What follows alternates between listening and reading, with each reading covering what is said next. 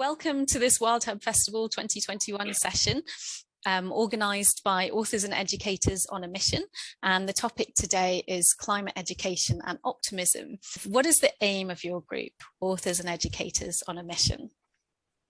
Well, I think I speak for all of us, but please, pitch in the others if you want to add something. I think the aim of authors and educators on a mission is quite self-explanatory in the title.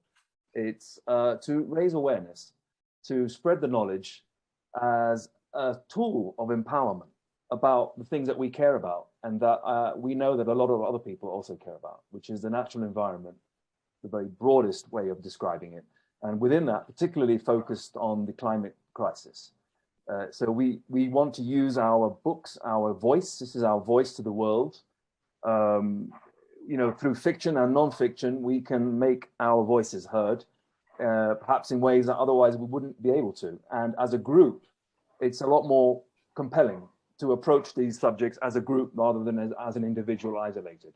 I personally I felt very isolated in this quest. And when I made contact with Kevin, Neil, and Gloria, I felt a sense of empowerment right there and then, because I felt, wow, I'm not alone.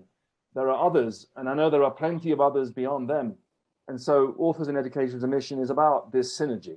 It's about bringing in different individuals with different approaches to the same interests and same subjects and amplifying our voice so that we can get a bit more impact out there.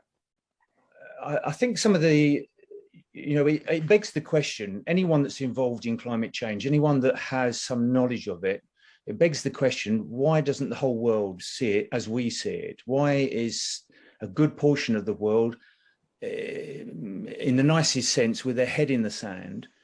And when I look at that, when I question that, I look to say, well, if we think about scientists, and scientists, it's not me accusing them, but scientists have a certain presentation style, a certain format. There's facts and figures and data, and they tend to stay away from the emotional side.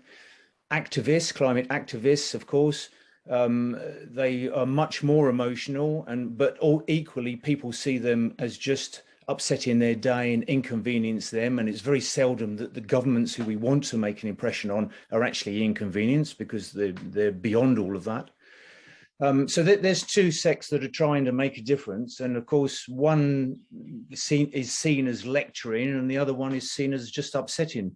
So as an author, all of us, I'm sure, we feel that we're being a bit more subtle. We're trying to bring some entertainment, some ripping great story that really draws you in and you can't put down. And then at the same time, we're sharing a message to say, did you know that this happened? And we're doing that in dialogue, or we're doing that by way of a story, but we're very subtly, hopefully, we're very subtly bringing in the points that we want to get across.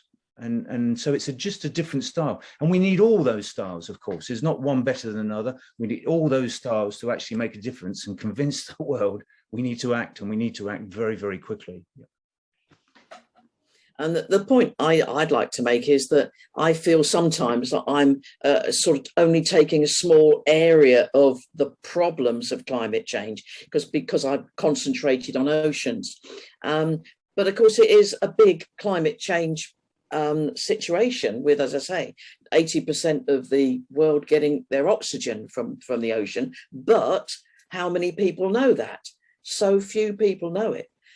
So, with the work that we're all doing in our own separate areas of what we understand. I mean, as I say, I'm a science teacher, but none of my books are written like a science book.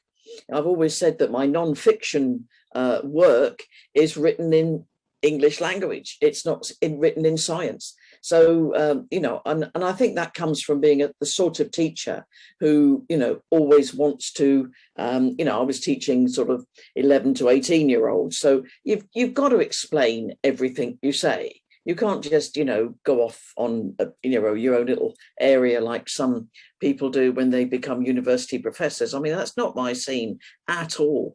It has to be everyday language. And I think by putting within our stories the ability for, in my case, the children who are reading the Lucy stories to go. In fact, I've actually had it as people who have reviewed it, where they've come along and the child has come back and said, I really liked this book because it made me feel that I could make a difference to the world.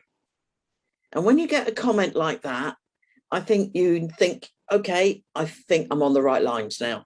And, you know, so consequently, that's what I think the children are getting out of it.